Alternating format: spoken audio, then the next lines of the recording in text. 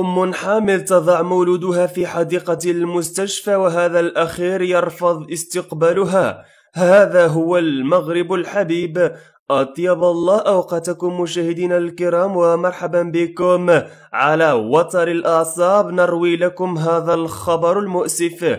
وفي التفاصيل، تداول عدد من رواد مواقع التواصل الاجتماعي مؤخرا مقطع فيديو يوثق لسيدة اضطرت إلى وضع مولودها داخل حديقة تابعة لإحدى المستشفيات بمدينة اليوسفية، وخلفت الواقعة التي تم تداولها على نطاق واسع في مختلف منصات التواصل الاجتماعي استنفارا كبيرا داخل وزارة الصحة والحماية الاجتماعية.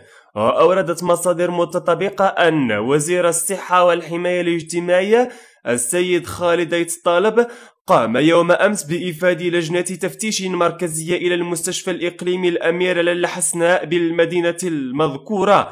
وتابعت المصادر أن وزير الصحة أمر بإجراء تحقيق ميداني وبحث إداري من أجل الوقوف على الظروف والملابسات الحقيقية لهذه الواقعة المؤسفة.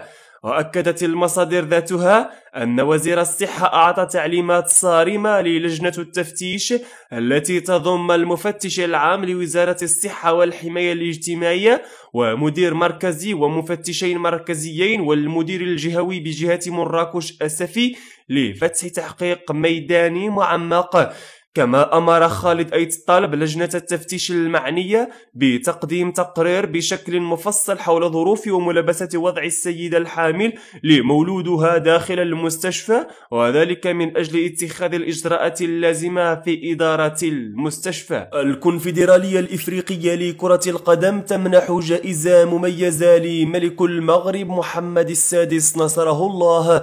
أعلنت الكونفدرالية الإفريقية لكرة القدم اليوم الثلاثاء رسميا منحها جائزة التميز للملك محمد السادس وباول كاغامي رئيس رواندا ضمن حفل تحتضنه العاصمة الرواندية كيغالي في 14 مارس الجاري.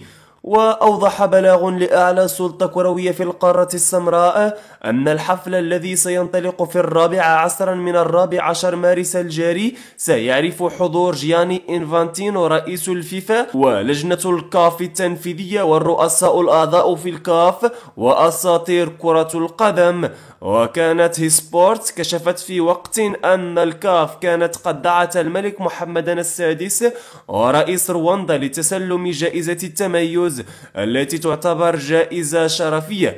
تجدر الإشارة إلى أن العاصمة الرواندية كيغالي ستحتضن مؤتمر فيفا يوم 16 مارس المقبل، وسيعرف إعادة انتخاب إنفانتينو رئيسا لولاية ثالثة لغياب أي مرشح جديد لهذا المنصب.